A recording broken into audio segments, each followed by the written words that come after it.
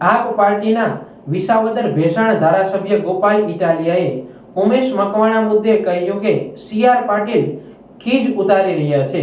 જો તાકાત હોય તો ઉમેશ મકવાણાનું રાજીનામું અપાવી દે। વિસાવદરની હાર પચાવી શક્યા નથી।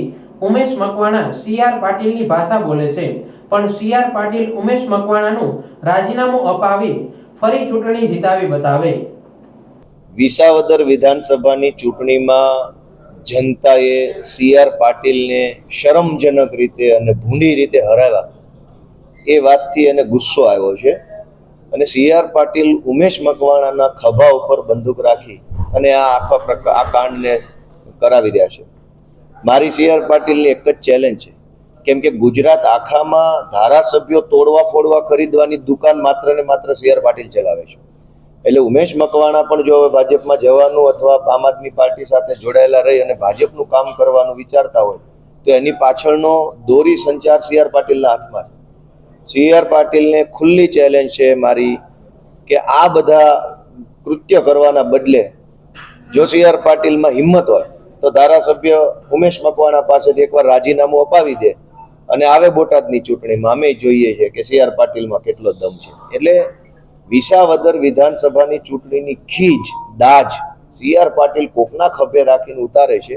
એવું કરવાના બદલે ધારાસભ્ય રાજીનામું આપી દે, પછી અમે જોઈએ છે શું થાય છે।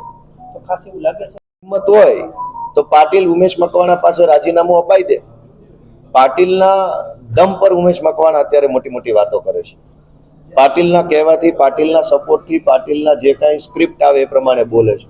હું સીધો સીઆર પાટીલને ચેલેન્જ કરું છું, ભાઈ અપાઈ દો રાજીનામું ઉમેશ મકવાણા પાસે, જોઈ લઈએ ચૂંટણીમાં તમને કેટલો દમ છે તમારા। ખાસ કરીને આપ સુરતની મુલાકાત કરવાની શું કહેશો? સુરતની જનતાએ આમ આદમી પાર્ટીને ભૂતકાળમાં બેઠી કરવાનું, ઊભી કરવાનું, સપોર્ટ આપવાનું કામ કર્યું છે। 2020ની મહાનગરપાલિકાની ચૂંટણીમાં સુરતની જનતાએ આમ આદમી પાર્ટીને 27 સીટો આપી અને ગુજરાતની અંદર એક જગ્યા બનાવી દીધી હતી।